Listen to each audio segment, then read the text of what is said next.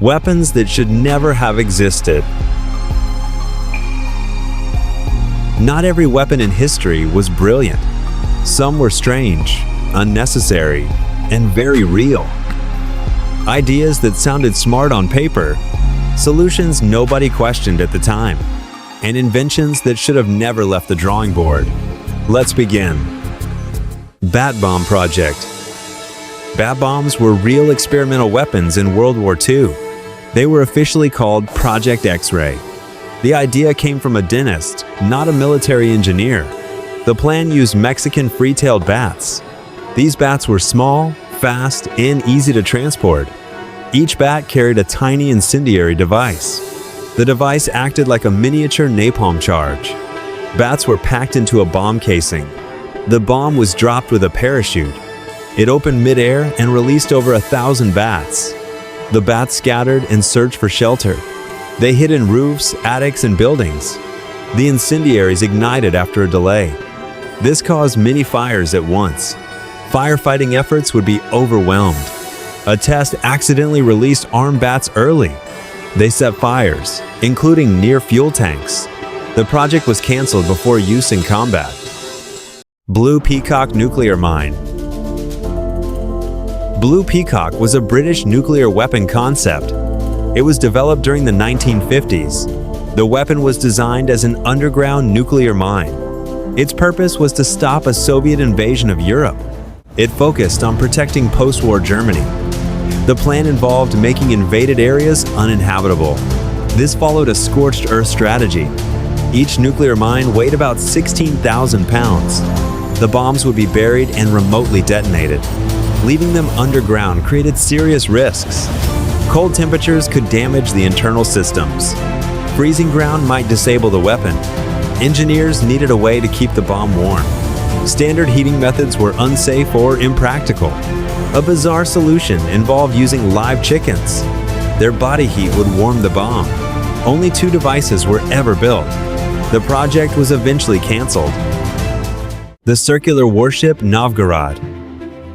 In the 1870s, Russia sought stronger warships with bigger guns. Larger weapons required larger ships. Engineers proposed widening ships to solve weight problems. This led to a nearly circular warship design. The experimental vessel was called the Novgorod.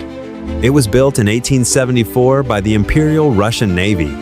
The ship measured about 101 feet across. It was heavily armored and carried 2 large cannons. The Novgorod resembled a floating metal disc. Speed and maneuverability were major problems. Its top speed was only about 7.5 miles per hour. Steering the ship was extremely difficult. Cannon recoil caused the ship to rotate. Each gun took about 10 minutes to reload. This made accurate firing very hard. The ship served in the Russo-Turkish War. It was used mainly for coastal defense. The Novgorod is remembered as a failed design. Nazi wind cannon. The wind cannon was a failed experimental weapon. It was inspired by the idea of blowing air at insects. The device was developed by Nazi Germany. It nearly became one of their so-called wonder weapons. The cannon was a large cast iron tube. It measured about 30 inches wide. It was roughly 35 feet long. The weapon used hydrogen and oxygen gas. These gases were pumped into the barrel. They were ignited to create an explosion. The blast expelled a powerful air shockwave. The cannon acted like a giant air launcher. Tests showed limited destructive power. It could knock down thin wooden boards. It was ineffective against aircraft. The air blast dispersed too quickly. The weapon was used only once. It had no impact on the war. The flying tank experiment. The Soviets also experimented with bizarre weapons during World War II. Many nations tested strange ideas hoping something would work. Tanks were already effective ground weapons. Soviet engineers wondered if a tank could fly. The goal was rapid deployment, not aerial combat. Earlier parachute drops of tanks were inefficient.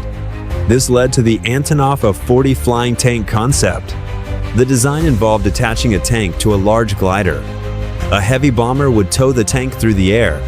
The crew stayed inside during flight. Near the battlefield, the tank would detach and glide down. After landing, the wings would be removed. The tank would then fight normally. The chosen vehicle was the T-60 light tank. Even stripped down, it weighed nearly 6 tons. Equipment and fuel were removed to reduce weight. Only one prototype was ever built. After one rough test flight, the project was abandoned. They existed. They were built. And they prove that even in war, humans don't always choose wisely.